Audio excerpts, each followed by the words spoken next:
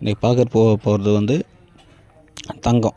இந்த தங்கம் வந்து நம்ம மருத்துவத்தில் வந்து நம்ம தூய்மையாகப்படுத்துறதும் பியூர் கோல்டாக மாற்றுறதும் இல்லை இப்போ கலப்பட உலகத்துலேருந்து எப்படி பிரிக்கிறதுன்றது இன்றைக்கி பார்க்க போகிறோம்.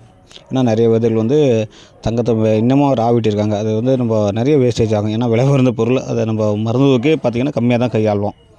அதனால் ராவ சொல்ல கீழே மேலே சிந்தும், நிறைய வேஸ்டேஜ் ஆகும். அப்போது இப்படி இல்லாமல் தங்கத்தை தூய்மையாக பியூர் கோல்டாக மாற்றுற முறையும் நம்ம அதே வந்து நம்மளுக்கு ஆசிட்டில் போட்டு எடுக்க சொல்ல வந்து பவுடராகவே கிடைக்கும். அதை டேரெக்டாகவே நம்மளுக்கு வாஷ் பண்ணி சுத்தமான தங்கமாகவே கிடைக்கும். மருத்துவத்துக்கு யூஸ் பண்ணலாம்.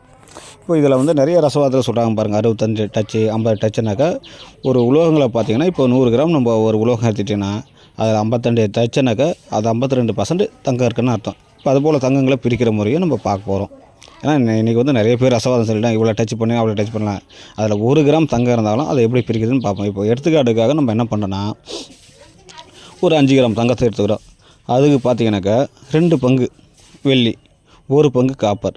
இப்போ 5 கிராம் எடுத்தாக்கா 10 கிராம் வந்து நம்ம வெள்ளி சேர்த்துக்கிறோம், 5 கிராம் காப்பர், 15 கிராம் ஆச்சு.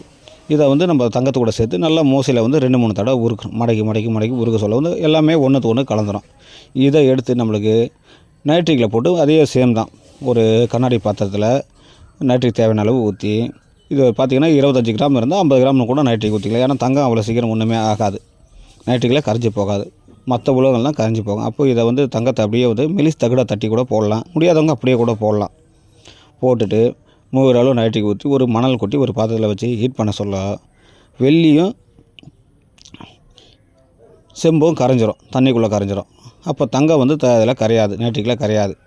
இது அப்படியே வச்சு நம்ம கொதிக்க ஹீட் பண்ண சொல்ல வந்து அடியில் பார்த்திங்கன்னா அப்படியே தங்கம் போட்டாத மாதிரியே இருக்கும். உள்ளே பார்த்திங்கன்னா உள்ளே இருக்கிற செம்பும் இதுவும் கரைஞ்சி வெளியே இதுக்குள்ளே கரைஞ்சிடும், ஆசிட்டுக்குள்ளே கரைஞ்சி வெளியே வந்துடும்.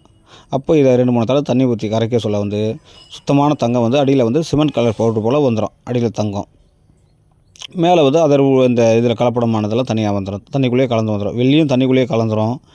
அதை தனியாக எடுத்து வச்சுட்டு ஒரு செம்பு தகடு போட்டால் வெள்ளி பிரிஞ்சிடும். அதை நேற்று வெள்ளி பிரிக்கிறது நம்ம போட்டிருக்கோம். அப்போ தங்கத்தை வந்து அடியில் பார்த்திங்கன்னா சுத்தமான தங்கமாக கிடைக்கும். இது வந்து சுத்தமான பியூரிஃபிகேஷனாக இருக்குது. இது அப்படியே நம்ம மருந்துக்கும் கொண்டு போகலாம். சுத்தமாக வந்து உருக்கி எடுத்தாலும் பியூர் கோல்டாக தான் காட்டும். இதோட டிகிரி பார்த்திங்கன்னா நார்மல் தங்கத்தோட 5 டிகிரி தான் உருகும், அவ்வளோ சீக்கிரம் உருகாது. நம்ம சேம் காப்பி கலர் பொடியில் தான் தங்கம் கிடைக்கும். இந்த தங்கத்தை வந்து நம்ம மருந்துக்கு அப்படியே கொண்டு போக சொல்ல தூய்மையான தங்கம். இது வந்து எந்த உலோக கலப்பு இல்லாமையும் பியூர் கோல்டாகவே இருக்கும். இது போல் வந்து மற்ற உலோகங்களையும் இது போல் பிரித்து எடுத்துக்கலாம். அடுத்த பதிவில் பார்ப்போம். நன்றி, வணக்கம். சென்னையிலிருந்து பாஸ்கரன்.